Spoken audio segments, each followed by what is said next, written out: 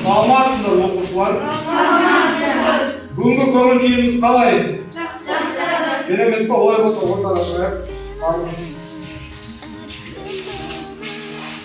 Былай тұрып тұрайық şimdi.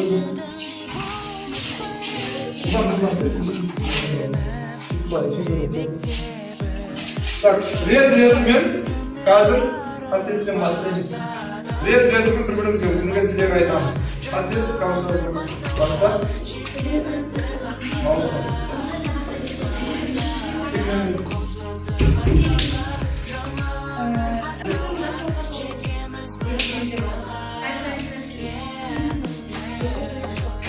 Қасиет менімен аяқтайды. Ой, керемет. Олай болса бүгін математика сабағын барлығымыз бастаймыз, иә? Қойма? Әнке орынға беріңіздер.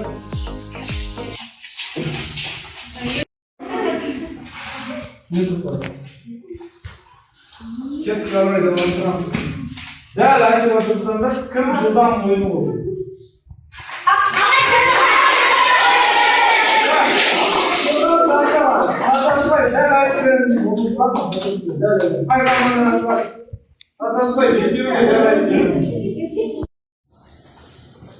Сегіз бен төрт санын ортақ есеріп.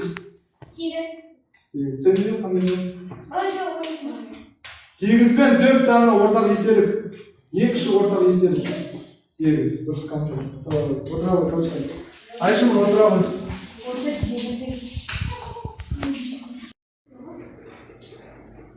Түсінікті ғой, ә?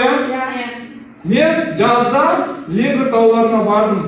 Леңгір тауларының биіктігі теңіз деңгейінен салыстырғанда, қара теңіз деңгейімен салыстырғанда, плюс 1200 метр жоғары. Қандай сан? 10 сан, иә? Батырес ашып көткен бойынша салыстырғанда, ағаға елді кесіп, 10 берін теріс санды. Ауа райы, қыс айында ауа райы қандай минус көрді, салғы не? Мен жазда көзім ауырды, дәрігерге бардым. Дәрігерге барып, глазной дәрігерге тексердім, аппаратпен тексерді, сіздің көзіңіз ағай минус 1,5 деді. Ол терістан. Енді ол қай салада қолданып тұр ол минус? Яғни медицина саласында қолданып тұр. Сөйтіп 1500 теңгеге тауар сатып алдым. Сөйтіп оны мен 2000 теңгеге сатамын деп ойлаған ғой. Сөйтіп бір апта жүрдім, оны 2000 теңгеге сатамадым. Сөйтіп соңында 1000 теңгеге саттым.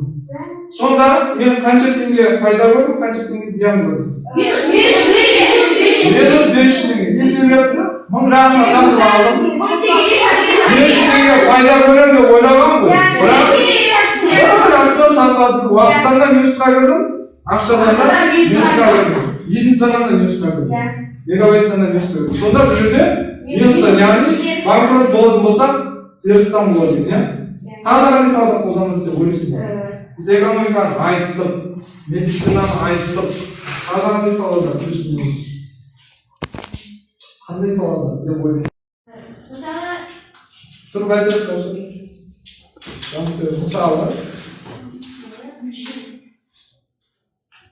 Мысалы, мен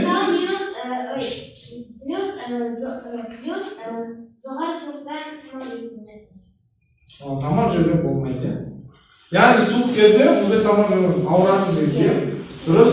Енді мен тағы айта кетейін. Жазда мороженое алып кесіп, алып келдім. Сөйтіп мен қарындасым тренировкада. Ол келген жағым еріп кетеді ғой, не істеймін мен? Мороженое жазамын, яғни холодильниктің ішінде не болады?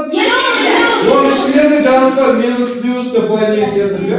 Сосын дүкенге бардым, дүкеннің ішінен президент деген сарымай сатып алдым. Президент деген сарымайдың артын қарасам, 6 күнге қорабы ашылған екен, 6 күнге дейін минус 12 градуста сақтаңыз деп жазып қойған. Неде тұр ол? Яғни қораптың сыртында да не тұр? Плюс минус сандары қолданып тұр. Яғни өмірмен өте тығыз байланысты. Біз ай сайын мына сөзді естиміз тағы да, иә? Нұрайман егітті салсашы деп мамасы айтады, менікі минус 100-ге кіріп кетіпті дейді. Тарифпен қосасашы дейді. Дұрыс па? Бұл бірліктер саласында. Жарайды, өте керемет. Ары кетtik. Natural sanlar en harfiмен belgilenir. Z yani bütün sanlar, olan minus sanlardan 0 ve Bundan rasyonel sanlar barbunun koşulusu rasyonel. Minus, plus, 0 barbunun. Sonra natural sanlar keskin türe getik. Natural sanlar anlamaz kaçır. Kaçır? 1 minut olur. Kelesi sabakka daha kanı boyu sayısından bozsak болады. Nosunuzun var mı?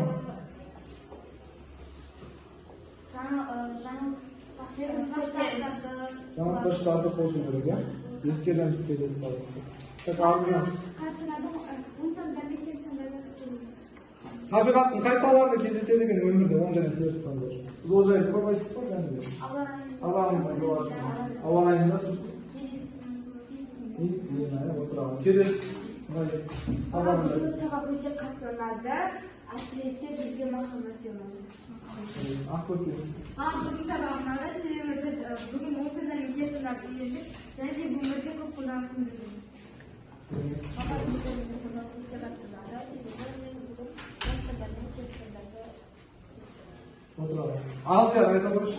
Бүгін сабақ ұнады, себебі бүгін плюс минус сандар.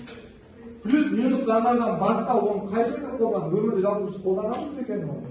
Қай салаларда? Мысалы, медицинада. Қай жерде медицинада?